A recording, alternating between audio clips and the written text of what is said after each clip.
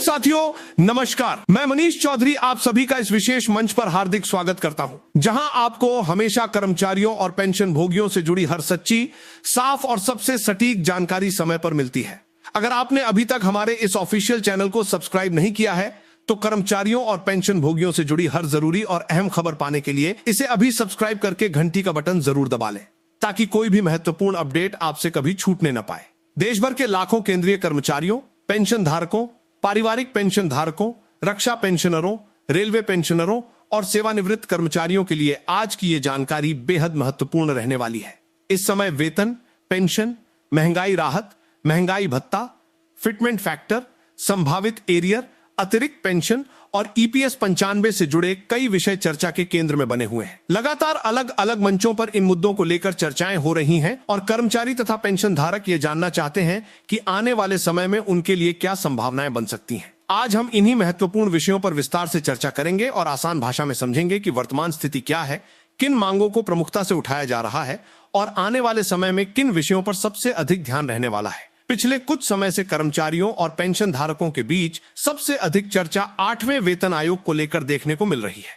विभिन्न कर्मचारी संगठन और पेंशनर संगठन लगातार अपनी मांगों और सुझावों को संबंधित मंचों तक पहुंचा रहे हैं। वर्षों से कर्मचारी ये महसूस कर रहे हैं कि बढ़ती महंगाई, स्वास्थ्य सेवाओं पर बढ़ता खर्च, शिक्षा की लागत और दैनिक जीवन की आवश्यकताओं में आई वृद्धि के कारण वर्तमान आर्थिक परिस्थितियों के अनुरूप वेतन और पेंशन संरचना में सुधार की आवश्यकता है। यही कारण है कि विभिन्न संगठन अपने अपने स्तर पर ऐसे सुझाव दे रहे हैं जिनसे कर्मचारियों और पेंशन धारकों को भविष्य में बेहतर आर्थिक सुरक्षा मिल सके। दूसरी ओर सरकार और संबंधित संस्थाएं वित्तीय संतुलन, बजटीय प्रबंधन और प्रशासनिक आवश्यकताओं को ध्यान में रखते हुए किसी भी निर्णय पर विचार करती हैं। इसलिए अंतिम निष्कर्ष तक पहुंचने में थोड़ा समय लगना स्वाभाविक माना जा रहा है। महंगाई भत्ता डीए और महंगाई राहत डीआर का विषय भी इस समय सबसे अधिक चर्चा में बना हुआ है। देश भर के लाखों कर्मचारी और पेंशन धारक ये जानना चाहते हैं कि आने वाले महीनों में डीए और डीआर के संबंध में क्या स्थिति बन सकती है। विभिन्न आर्थिक संकेतकों और उपलब्ध आंकड़ों के आधार पर समय समय पर अलग अलग अनुमान सामने आते रहते हैं, लेकिन यहाँ यह समझना बेहद आवश्यक है कि जब तक सरकार की ओर से कोई आधिकारिक घोषणा नहीं की जाती तब तक किसी भी अनुमान को अंतिम नहीं माना जा सकता। कई बार सोशल मीडिया पर ऐसी खबरें वायरल हो जाती हैं जिनमें बड़ी बढ़ोतरी, भारी एरियर या तत्काल लाभ मिलने के दावे किए जाते हैं, लेकिन बाद में वे दावे वास्तविकता से मेल नहीं खाते। इसलिए कर्मचारियों और पेंशन धारकों को केवल विश्वसनीय और आधिकारिक स्रोतों पर ही भरोसा करना चाहिए।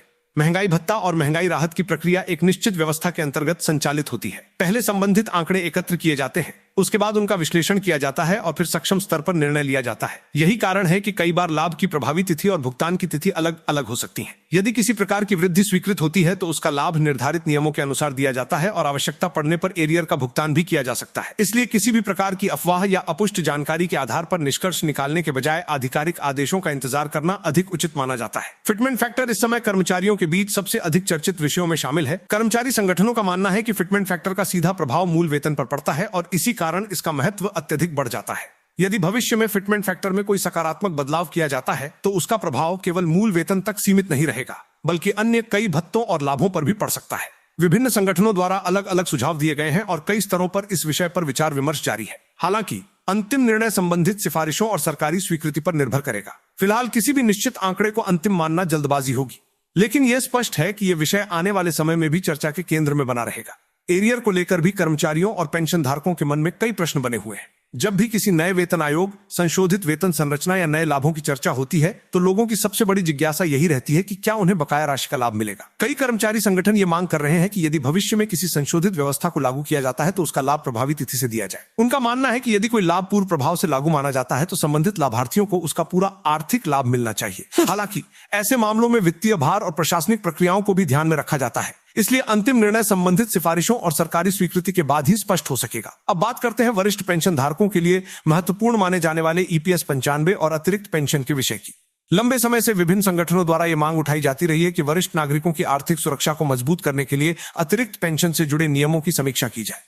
समर्थकों का तर्क है कि बढ़ती उम्र के साथ स्वास्थ्य संबंधी खर्च, दवाइयों का खर्च और दैनिक जीवन की आवश्यकताओं का खर्च भी बढ़ता जाता है। ऐसे में अतिरिक्त पेंशन का लाभ यदि अधिक प्रभावी तरीके से उपलब्ध कराया जाए तो वरिष्ठ पेंशन धारकों को राहत मिल सकती है। इस विषय पर विभिन्न सुझाव समय समय पर सामने आते रहे हैं और कई संगठनों ने चरणबद्ध तरीके से अतिरिक्त लाभ प्रदान करने की मांग भी उठाई है। हालांकि ये सभी बातें अभी चर्चा और सुझावों के स्तर पर हैं तथा अंतिम निर्णय नीति निर्माण की प्रक्रिया पूरी होने के बाद ही सामने आएगा। एक और महत्वपूर्ण बात यह है कि वर्तमान समय में सूचना का प्रवाह पहले की तुलना में कहीं अधिक तेज हो चुका है। सोशल मीडिया प्लेटफॉर्म पर कुछ ही मिनटों में कोई भी खबर लाखों लोगों तक पहुंच जाती है, लेकिन हर वायरल जानकारी सही हो ये जरूरी नहीं है। कई बार बड़े आर्थिक लाभ, भारी एरियर, तत्काल पेंशन वृद्धि या विशेष पैकेज जैसी खबरें तेजी से फैलती हैं, जबकि बाद में उनकी पुष्टि नहीं हो पाती। इसलिए किसी भी सूचना को स्वीकार करने से पहले यह देखना आवश्यक है कि उसका स्रोत क्या है और क्या संबंधित विभाग या सरकार की ओर से कोई आधिकारिक आदेश जारी किया गया है। जागरूक नागरिक होने के नाते हम सभी की जिम्मेदारी है कि सत्यापित जानकारी पर भरोसा करें और दूसरों को भी सही जानकारी उपलब्ध कराएं। कर्मचारी और पेंशन धारक देश की प्रशासनिक व्यवस्था की महत्वपूर्ण शक्ति रहे हैं। उन्होंने वर्षों तक अपनी सेवाओं के माध्यम से राष्ट्र निर्माण में योगदान दिया है। यही कारण है कि उनके वेतन, पेंशन और सामाजिक सुरक्षा से जुड़े मुद्दों को हमेशा गंभीरता से देखा जाता है। वर्तमान समय में विभिन्न संगठन अपने सदस्यों की मांगों को उचित मंचों तक पहुंचाने का कार्य कर रहे हैं और आने वाले महीनों में कई महत्वपूर्ण चर्चाएं तथा विचार विमर्श होने की संभावना भी व्यक्त की जा रही है।